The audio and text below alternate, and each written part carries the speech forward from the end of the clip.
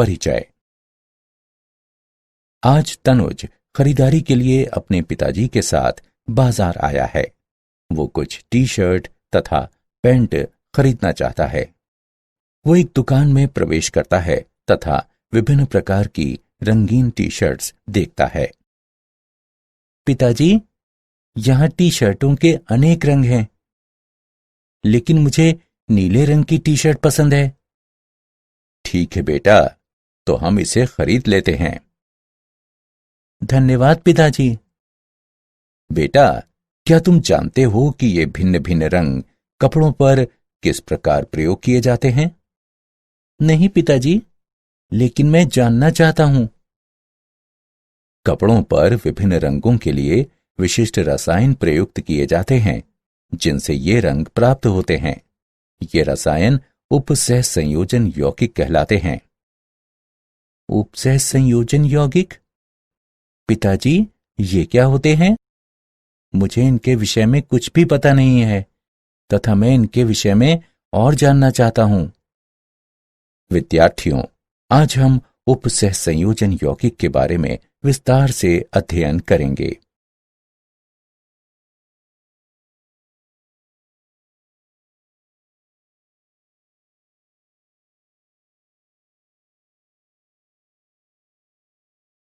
उद्देश्य: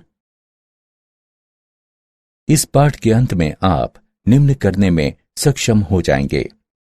उपसह संयोजन यौगिकों को परिभाषित करना, वर्नर के सिद्धांत का वर्णन करना, पारिभाषिक शब्दावली को परिभाषित करना, द्विलवण तथा संकुल यानी कॉम्प्लेक्स यौगिक में अंतर करना, उपसह संयोजन यौगिकों के नामकरण को समझना, उपसह संयोजन यौगिकों में समावयवता की व्याख्या करना, संयोजकता आबंध सिद्धांत तथा क्रिस्टल क्षेत्र सिद्धांत का वर्णन करना, धातु कार्बोनिलों में आबंध को जानना और उपसह संयोजन यौगिकों के स्थायित्व का विश्लेषण करना। परिभाषा: अकार्बनिक रसायन की वो शाखा जिसमें उपसह संयोजन यौगिकों का अध्ययन किया जाता है, उपसह संयोजन रसायन कहलाती है। उपसह संयोजन यौगिक में एक केंद्रीय धातु परमाणु होता है, जो कि तटस्थ अणुओं की एक उपयुक्त संख्या से घिरा होता है तथा साधारणतः विलयन के साथ ही ठोस अवस्था में अपनी पहचान को बनाए रहते हैं। ये यौगिक खनिजों तथा पौधों में व्यापक रूप से उपस्थित होते हैं। ये अनेक वास्तविक जीवन के क्रियाकलापों जैसे जल की कठोरता का आकलन करना, मृदा तथा पौधे का उपचार तथा कपड़ा रंगाई में प्रयुक्त होते हैं।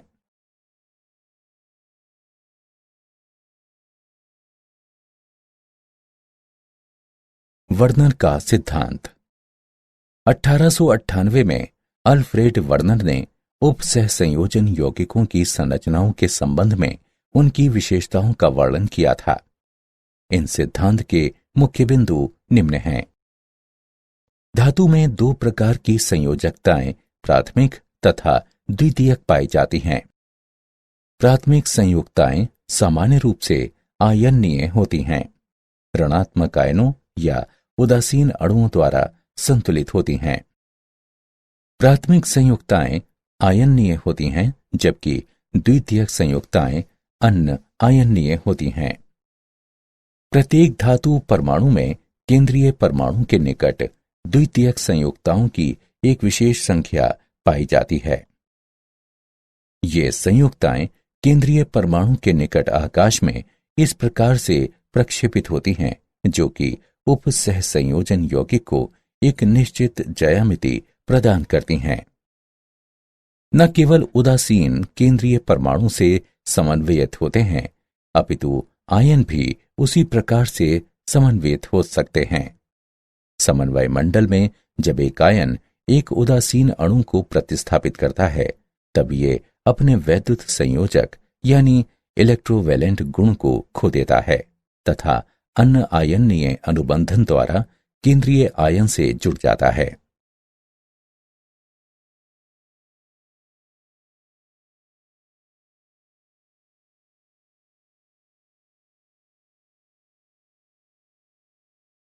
समन्वय सत्ता। एक संकुल यानी कॉम्प्लेक्स आयन एक विद्युत आवेश युक्त स्पीशीज है जिस पर कि दहन या ऋण आवेश पाया जाता है। इनमें केंद्रीय परमाणु या आयन तटस्थ अणुओं या नकारात्मक आयनों की एक उपयुक्त संख्या द्वारा घिरा होता है। उदाहरण CO, NH3, 4, Cl2। वो संकुल यानी कॉम्प्लेक्स आयन जिस पर धनात्मक आवेश पाया जाता है धनावेशित संकुल कहलाता है। उदाहरण NiNH3 6 2+। वो संकुल आयन जिस पर ऋणात्मक आवेश पाया जाता है ऋणावेशित संकुल कहलाता है। उदाहरण PtCl6 2-। वो संकुल यानी कॉम्प्लेक्स आयन जिस पर कोई भी आवेश नहीं पाया जाता है उदासीन संकुल कहलाता है। उदाहरण NiCO4।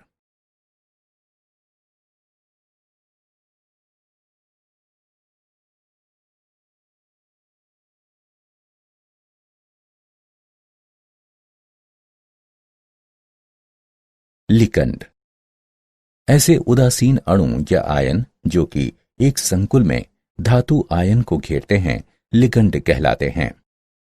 लिकंड सामान्यतः ध्रुवीय अणु होते हैं जिनमें संयोजक इलेक्ट्रॉनों का कम से कम एक बिना साझा वाला जोड़ा पाया जाता है।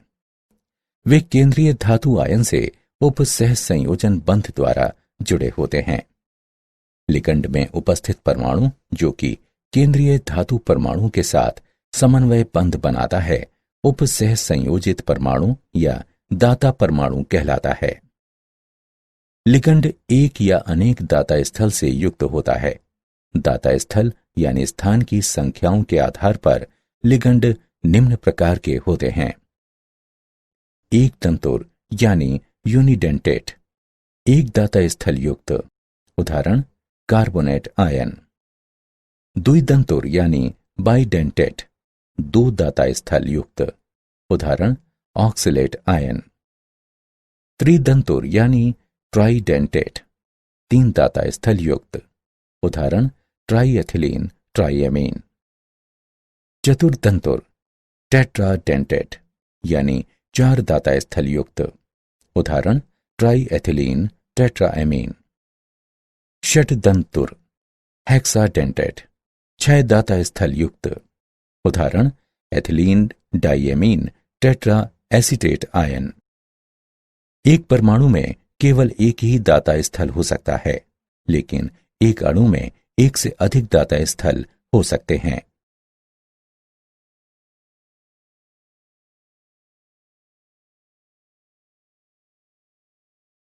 दंतुरता तथा किलेटन। जब एक बहुदंतुर लिकंड एक से अधिक दाता स्थल द्वारा स्वतः ही एक धातु आयन से संयोजित हो जाता है तो एक रिंग सदृश संरचना प्राप्त होती है। इस रिंग सदृश को कीलेट रिंग कहते हैं। Pt ट्राइन 2 धनात्मक कीलेटन का उदाहरण है। लिकंड धातु आयन के साथ संयोजित होकर एक रिंग सदृश संरचना का निर्माण करता है जिसे कीलेट लिगंड कहते हैं। लिगंड समूहों की संख्या लिगंड की तंतुरता को दर्शाती है। यदि दो उपसह संयोजित परमाणु एक समान होते हैं तो द्वितंतुर लिगंड सम्मित होते हैं। यदि दो उपसह संयोजित परमाणु भिन्न होते हैं तो वो असम्मित होते हैं। लिगंडों की कुछ विशेषताएं। आंतरिक धात्विक संकुल।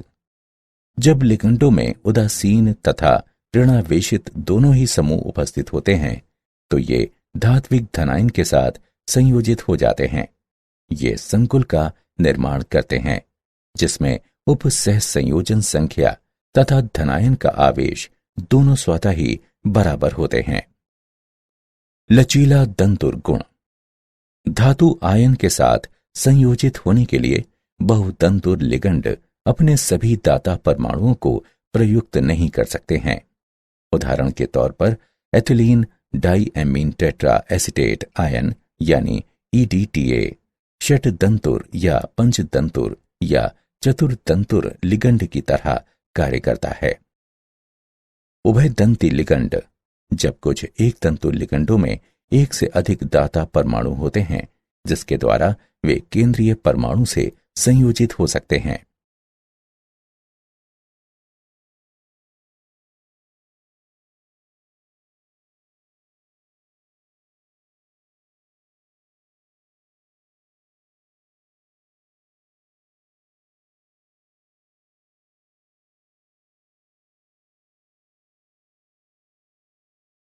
समन्वय मंडल तथा समन्वय संख्या।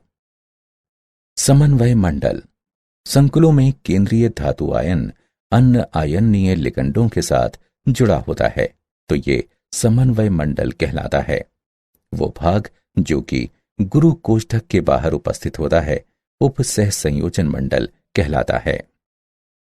समन्वय मंडल में उपस्थित स्पीशीज अनआयनीय होती हैं। आयन मंडल में उपस्थित स्पीशीज आयनीय होती हैं। समन्वय संख्या। समन्वय मंडल में सभी लिगंड केंद्रीय धातु परमाणु के साथ जुड़े होते हैं, जिसे कि धातु परमाणु की समन्वय संख्या कहते हैं।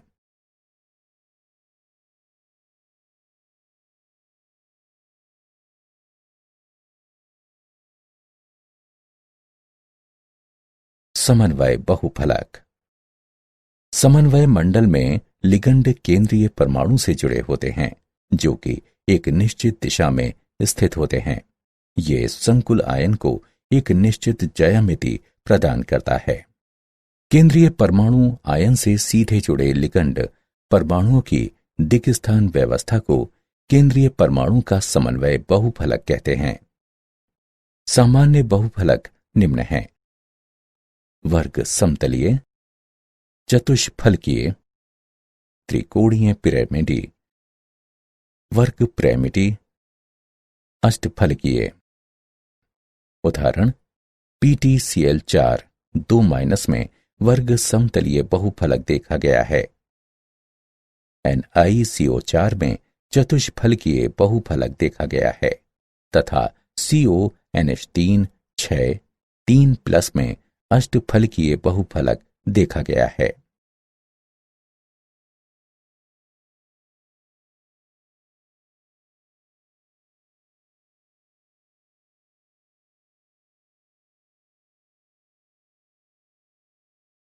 केंद्रीय परमाणु की ऑक्सीकरण संख्या। ऑक्सीकरण संख्या एक अवशिष्ट आवेश होता है जो कि केंद्रीय परमाणु पर तब पाया जाता है जब अन्य सभी परमाणु उससे निकल जाते हैं। संकुल पर पाया जाने वाला आवेश घटक भागों के आवेशों का कुल योग होता है। यदि संकुल उदासीन होता है तब घटकों के आवेशों का कुल योग 0 होता है। घटकों के आवेश का कुल योग ऋणावेशित या धनावेशित संकुल यानी कॉम्प्लेक्स के लिए समन्वय मंडल पर पाए जाने वाले आवेश के बराबर होता है।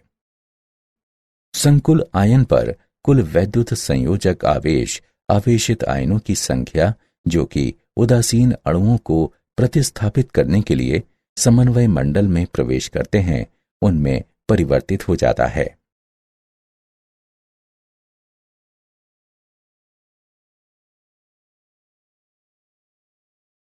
प्रभावी द्रव्यमान संख्या EAN। संकुल में केंद्रीय धातु परमाणु की प्रभावी द्रव्यमान संख्या की गणना दिए गए सूत्र द्वारा आसानी से की जा सकती है।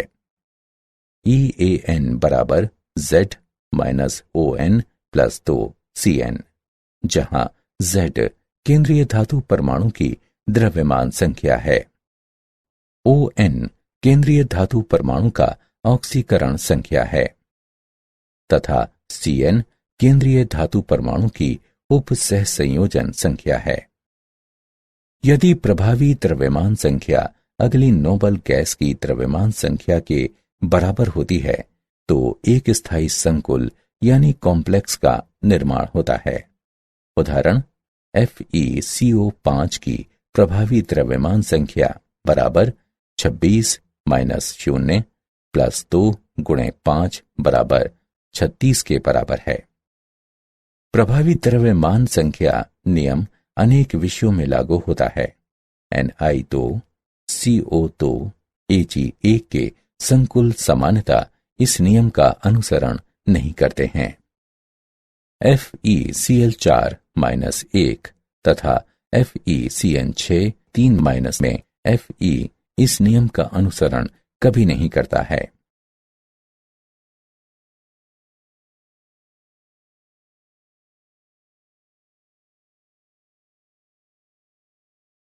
होमोलैप्टिक तथा हेट्रोलैप्टिक संकुल। होमोलैप्टिक संकुल ऐसे संकुल जिसमें धातु परमाणु केवल एक प्रकार के लिगंड से संयोजक बंधों द्वारा जुड़ा होता है। होमो शब्द ये दर्शाता है कि कोई सभी के लिए समान है। उदाहरण के तौर पर CONH3 6 3+ तथा FeCN6 4-। हेट्रोलैप्टिक संकुल ऐसे संकुल जिसमें धातु परमाणु एक से अधिक प्रकार के लिगंड से संयोजक बंधों द्वारा जुड़ा होता है। कुछ लिगंडों के लिए यह संभव है कि वो 2 या 2 से अधिक भिन्न संयोजक बंधों द्वारा जुड़े हों। उदाहरण COCl2 NH3 4+।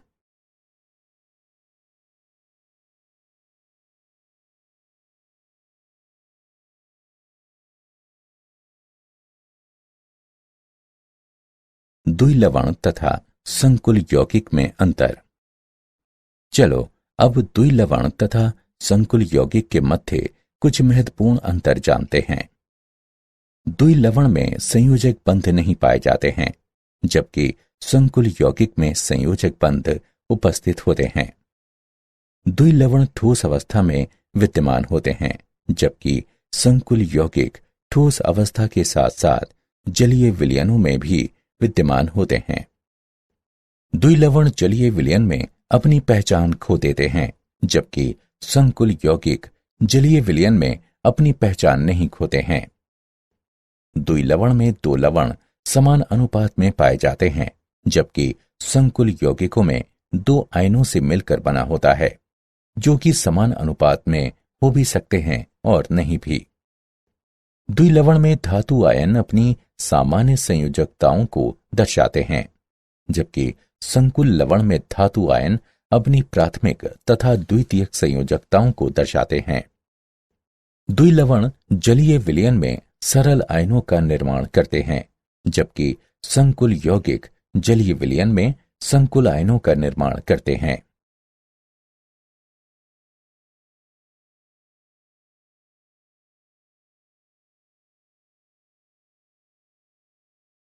उपसह संयोजन यौगिकों का नामकरण। उपसह संयोजन यौगिक तथा संकुल सूत्रबद्ध होते हैं तथा इनके जो नाम अपनाए गए हैं वे international union of pure and implied chemistry यानी IUPAC की अनुशंसाओं पर आधारित हैं। नियम 1। धनायन का नाम ऋणायन से पहले लिखा जाता है। नियम 2। स्पीशीज जो कि समन्वय मंडल में स्थित होती हैं एक ही शब्द में लिखी जाती हैं। नियम 3। लिगंडों को अंग्रेजी वर्णमाला के क्रम में लिखा जाता है तथा उनकी संख्याओं को डाई, ट्राई, टेट्रा इत्यादि से प्रदर्शित किया जाता है। नियम 4। H2O को एक्वा कहा गया है, NH3 को एमीन कहा गया है, NH2 को एमाइन कहा गया है तथा ऋणावेशित लिगंडों के नाम के अंत में O आता है। नियम 5। ऋणावेशित संकुल के अंत में एट लगा होता है। उदासीन तथा धनावेशित संकुलों में कोई भी परिवर्तन नहीं होता है। नियम 6। केंद्रीय धातु की ऑक्सीकरण अवस्था को कोष्ठक में रोमन अंकों द्वारा दर्शाया जाता है।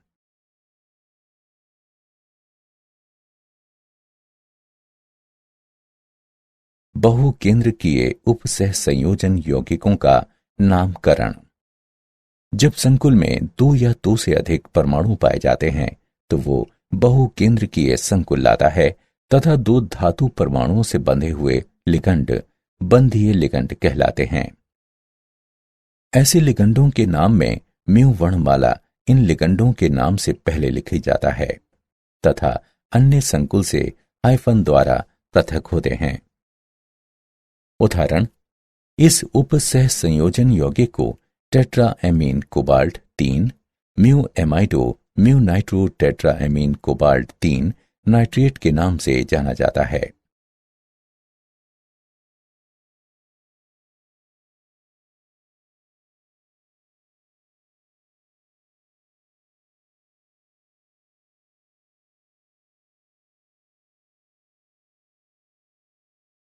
उपसह संयोजन यौगिकों के नामकरण के उदाहरण। चलिए उपसह संयोजन यौगिकों के नामकरण का एक उदाहरण लेते हैं। CrH2O 4 Cl2Cl उपसह संयोजन यौगिक का क्या नाम है? चलो विलयन को देखते हैं। उपसह संयोजन यौगिक के सूत्र में संकुल पहले लिखा जाता है, इसलिए ये धनावेशित संकुल है तथा इसका नाम पहले लिखा जाता है।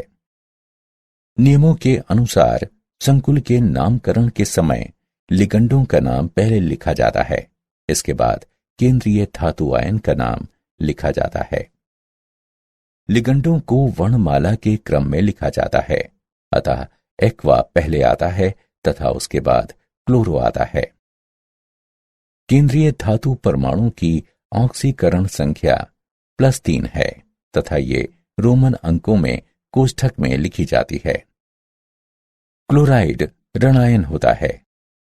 इस प्रकार इस उपसह संयोजन यौगिक का नाम टेट्रा एक्वा डाइक्लोरोक्रोमियम 3 क्लोराइड है।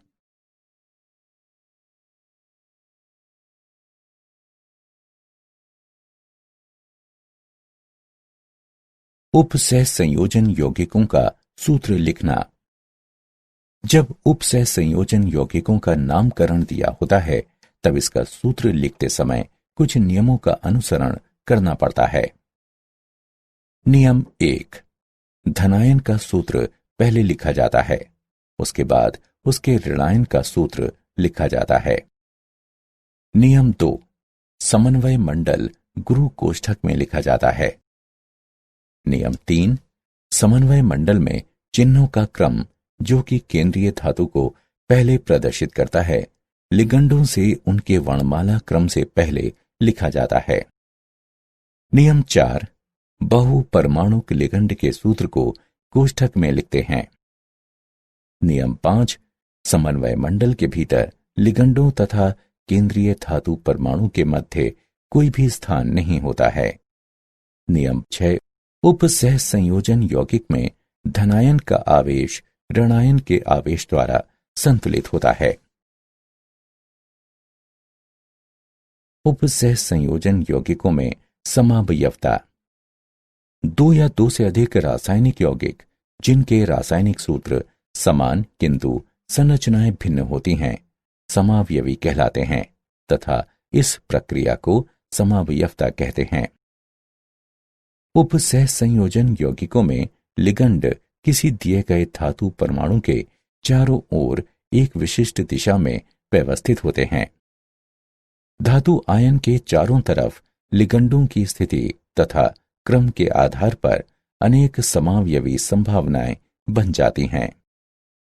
समावयवियों को विस्तृत स्तर पर 2 मुख्य श्रेणियों में वर्गीकृत किया जा सकता है, संरचनात्मक समावयवी तथा त्रिविम समावयवी।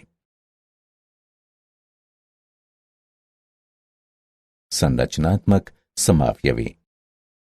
संरचनात्मक समावयवियों में केंद्रीय धातु परमाणु के चारों ओर लिगंडों का भिन्न क्रम उपस्थित होता है।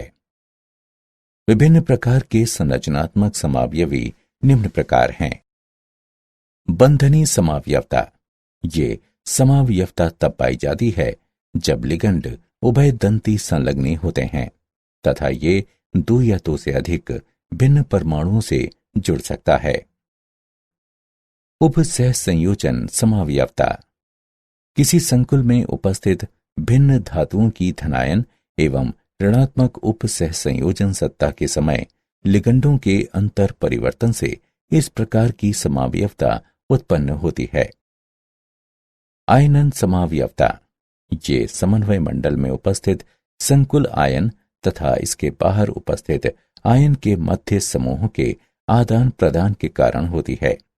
ये समावयवी विलयन में विभिन्न आयनों को देते हैं, जबकि इनके रासायनिक सूत्र समान ही होते हैं। हाइड्रेट समावयवता ये विलायक की क्षमता के कारण होती है। सामान्यतः समावयवियों की संख्या प्रदान करने के लिए समन्वय मंडल के आंतरिक तथा बाईं ओर जल अणु विभिन्न माध्यम से निकलते हैं।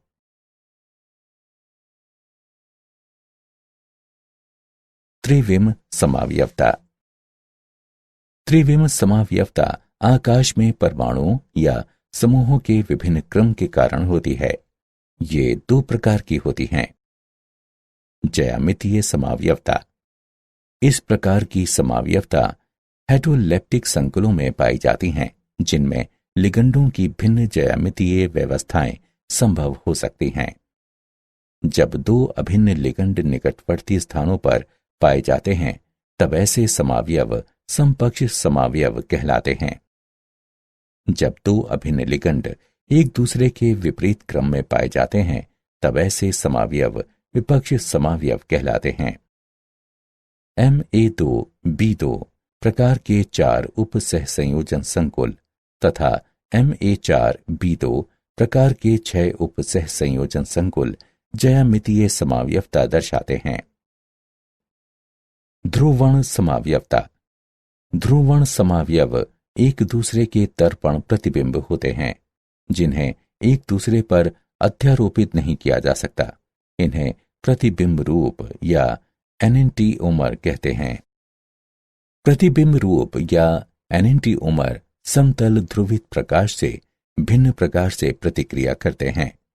प्रतिबिंब रूप या एनेंटिओमर जब समतल ध्रुवित प्रकाश को क्लॉकवाइज यानी घड़ी के घूर्णन दिशा में मोड़ देता है, तो उसे दक्षिण ध्रुवण घूर्णक कहते हैं, तथा जब समतल ध्रुवित प्रकाश को एंटी क्लॉकवाइज यानी घड़ी के घूर्णन दिशा के विपरीत नहीं मोड़ता है, तो उसे वाम ध्रुवण घूर्णक कहते हैं। 3 द्विदंतुर लिगंडों से युक्त 6 उप सहसंयोजन संकुल केवल ध्रुवण समावयवता को दर्शाते हैं।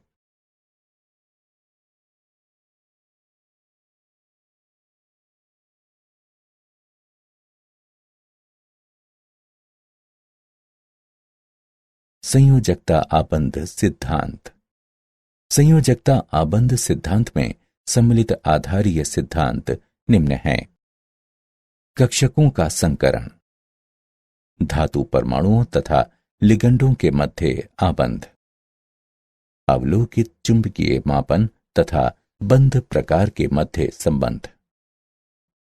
इस सिद्धांत के अनुसार केंद्रीय धात्विक परमाणु के साथ लिगंड उप सहसंयोजक बंध द्वारा आबंधित होते हैं।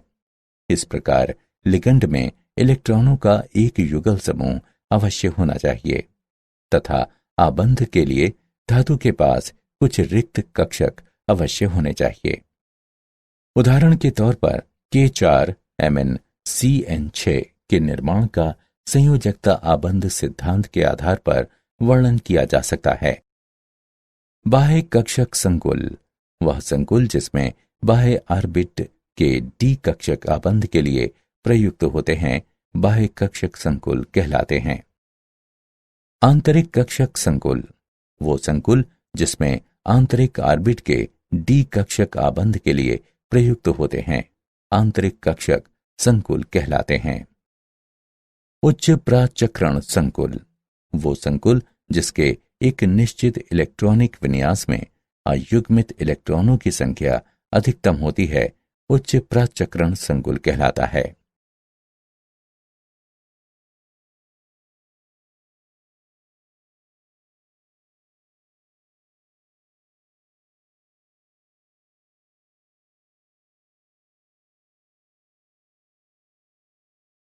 संयोजकता आबंध सिद्धांत की सीमाएं। संयोजकता आबंध सिद्धांत की मुख्य सीमाएं निम्न हैं। ये उप सह संयोजन यौगिकों द्वारा दर्शाए गए रंगों का स्पष्टीकरण नहीं देता। ये सिद्धांत दुर्बल तथा प्रबल लिगंडों के मध्य विभेद नहीं करता। इसमें अनेक प्रकार के पूर्वानुमान हैं। ये 4 समन्वयी संकुलों के लिए चतुष्फलकीय तथा वर्ग समतल संरचनाओं का सही अनुमान नहीं लगा पाता।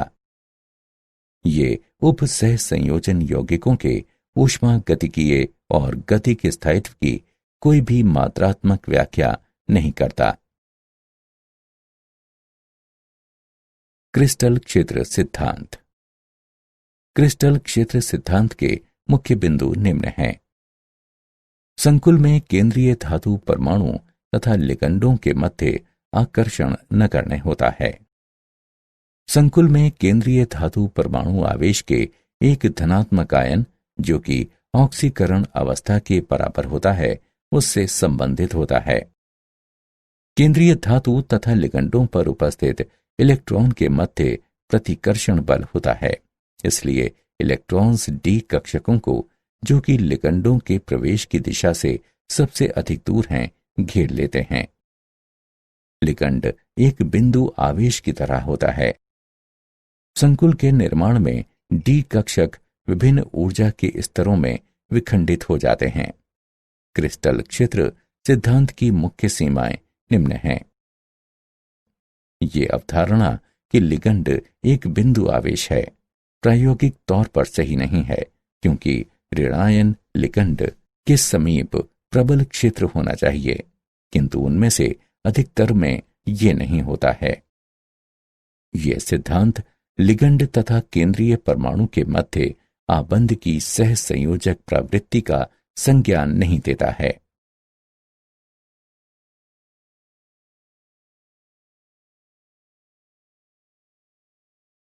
डी कक्षकों का क्रिस्टल क्षेत्र विपाटन।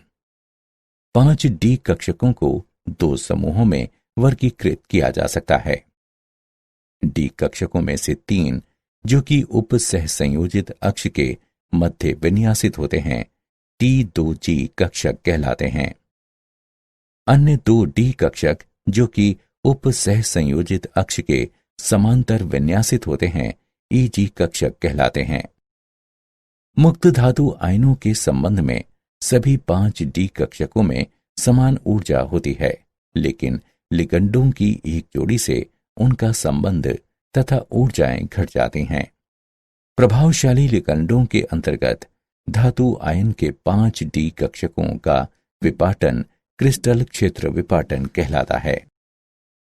ये डेल्टा के द्वारा दर्शाया जाता है तथा क्रिस्टल क्षेत्र विपाटन ऊर्जा कहलाती है। वे लिगंड जो अधिक क्रिस्टल क्षेत्र विपाटन उत्पन्न करते हैं, प्रबल लिगंड कहलाते हैं, जबकि जो लिगंड कम क्रिस्टल क्षेत्र विपाटन उत्पन्न करते हैं, दुर्बल लिगंड कहलाते हैं।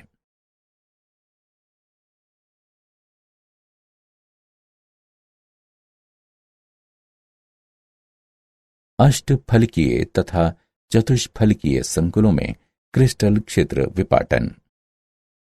अष्टफलकीय संकुलों यानी कॉम्प्लेक्सों में 6 लिगंड उप सह संयोजित अक्ष के साथ केंद्रीय धातु आयन से जुड़े होते हैं। ऐसा अक्ष DX2 घटा Y2 तथा DZ2 कक्षक होता है। इन कक्षकों के स्तर में कक्षकों के T2G से अधिक ऊर्जा होती है। चतुष्फलकीय संकुल यानी कॉम्प्लेक्स में 4 लिगंड शंकु के एकांतर कोण तथा शंकु के केंद्र पर केंद्रीय आयन घेर सकते हैं। इस स्थिति में कक्षक का T2G समूह संबंधित निकटवर्ती लिगंडों से जुड़ा होता है तथा इसलिए डी कक्षकों के T2G समूह में कक्षकों के EG समूह की अपेक्षा अधिक ऊर्जा पाई जाती है। डेल्टा T तथा डेल्टा O में संबंध दिया गया है। डेल्टा T बराबर 4/9 डेल्टा O।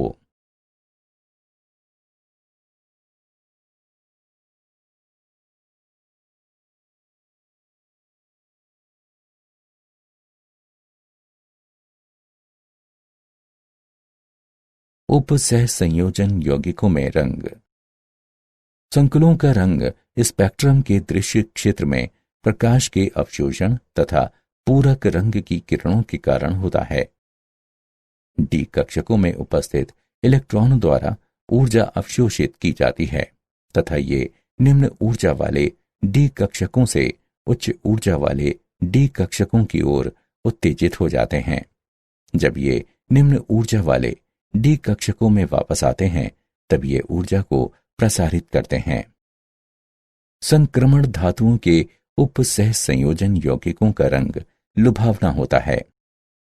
जलीय विलयन में एक्वा संकलों की उपस्थिति के कारण रंग अवलोकित होते हैं।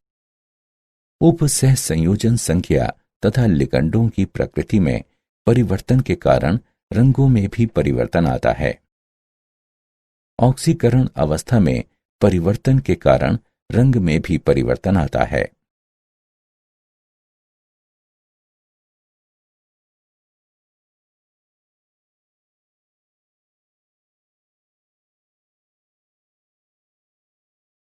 धातु कार्बोनिलों में आबंध। होमोलेप्टिक कार्बोनिल यौगिक जिनमें केवल कार्बोनिल लिगंड हों अधिकतर संक्रमण धातुओं द्वारा निर्मित होते हैं। डी ब्लॉक के केंद्रीय भाग से धातु द्वारा महत्वपूर्ण धातु कार्बोनिल का निर्माण होता है। धातु कार्बोनिल आबंध में सिग्मा तथा पाई दोनों आबंध भाग लेते हैं। कार्बन मोनोऑक्साइड पर उपस्थित एकल युगल के साथ संक्रमण धातु के रिक्त डी कक्षक के परस्पर व्यापन से सिग्मा आबंध बनता है। पाई आबंध धातु के पूरित डी कक्षकों में से एक इलेक्ट्रॉन युगल को कार्बन मोनोऑक्साइड के रिक्त प्रतिआबंधन पाई कक्षक में दान करने से बनता है। धातु कार्बोनिलों की विशेषताएं। धातु कार्बोनिलों की कुछ मुख्य विशेषताएं निम्न हैं। एक नाभिकीय कार्बोनिल या तो रंगहीन होते हैं या फिर हल्के रंग के होते हैं। बहुनाभिकीय कार्बोनिल अधिक गहरे रंग के होते हैं। धातु कार्बोनिल कमरे के ताप तथा दाब पर अधिकतर ठोस अवस्था में पाए जाते हैं, सिवाय लोहा तथा निकेल कार्बोनिल के जो कि तरल अवस्था में होते हैं। केंद्रीय धातु तथा CO लिगंडों के कारण ये अत्यधिक क्रियाशील होते हैं। एक नाभिकीय कार्बोनिल वाष्पशील तथा विषैले होते हैं। अधिकतर धातु कार्बोनिल हाइड्रोकार्बन विलायकों में घुलनशील होते हैं। धातु कार्बोनिल औद्योगिक उत्प्रेरकों तथा जैव संश्लेषण में अग्रदूतों की भांति प्रयोग किए जाते हैं।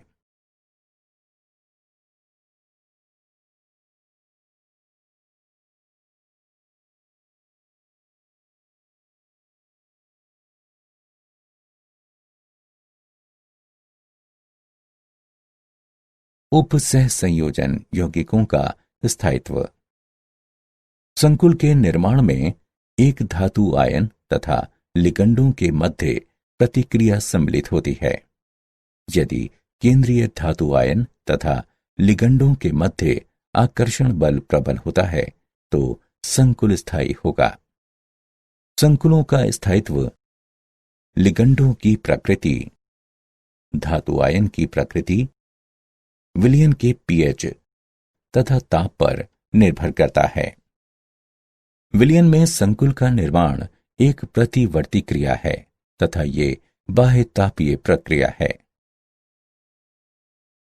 साम्यावस्था स्थिरांक K को साम्य स्थिरांक कहते हैं। साम्य स्थिरांक का मान जितना अधिक होगा संकुल उतना ही अधिक स्थायी होगा। धनायन जितना छोटा होता है उसके ऊपर आवेश उतना ही अधिक होता है, जिससे संकुल उतना ही अधिक स्थायी होगा। लिगंड जितना प्रबल होता है संकुल उतना ही अधिक स्थायी होगा।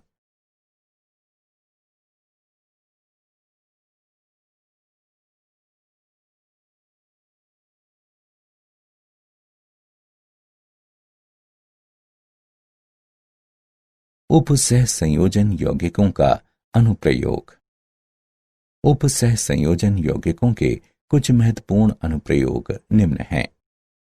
बॉक्साइट NaOH के साथ उत्पन्न संकुल यानी कॉम्प्लेक्स से शुद्ध किया जाता है। कठोर जल में Ca2+ तथा Mg2+ के आकलन के लिए EDTA का प्रयोग किया जाता है। PbEDTA संकुल में निर्मित Pb को हटाने के लिए EDTA का प्रयोग किया जाता है। हीमोग्लोबिन में Fe पाया जाता है।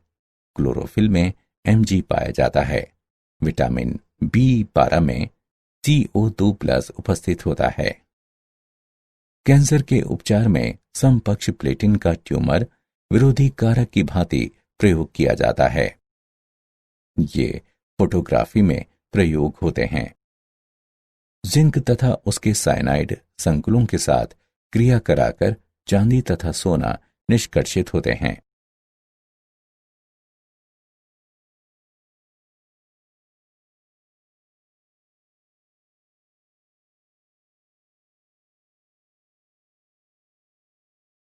क्या आप जानते हैं उपसह संयोजन यौगिकों का उपयोग वैद्युत लेपन में किया जाता है। एक यौगिक में उपसह संयोजन तथा आयन के मध्य अंतर को समझने के लिए अल्फ्रेड वर्नर ने 1893 में एक सिद्धांत प्रतिपादित किया था। समावयवी ऐसे दो या इससे अधिक यौगिक होते हैं जिनके रासायनिक सूत्र समान होते हैं, परंतु परमाणुओं की व्यवस्था भिन्न होती है।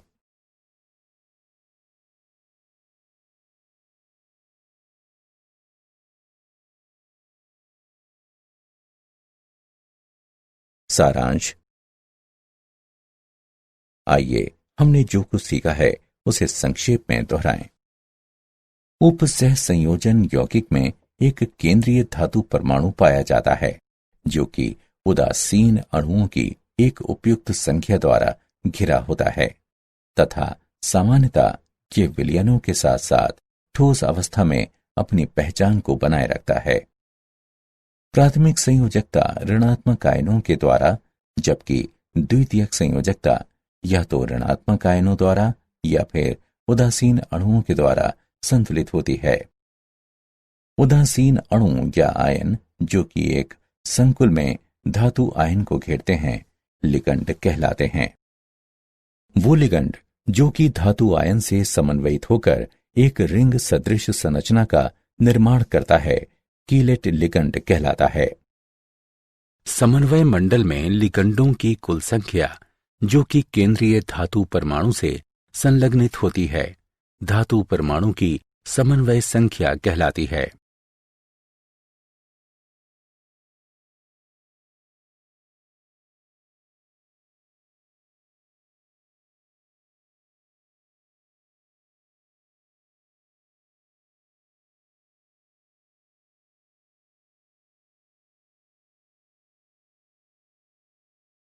केंद्रीय धातु के चारों ओर संरचनात्मक समावयव में लिगंडों के विभिन्न क्रम पाए जाते हैं।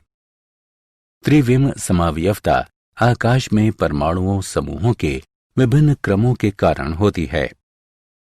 वो संकुल जिसके एक निश्चित इलेक्ट्रॉनिक विन्यास में अयुग्मित इलेक्ट्रॉनों की संख्या अधिकतम होती है उच्च प्राचक्रण संकुल कहलाता है। महत्वपूर्ण धातु कार्बोनिल्स D ब्लॉक के केंद्रीय भाग से धातु द्वारा निर्मित होते हैं।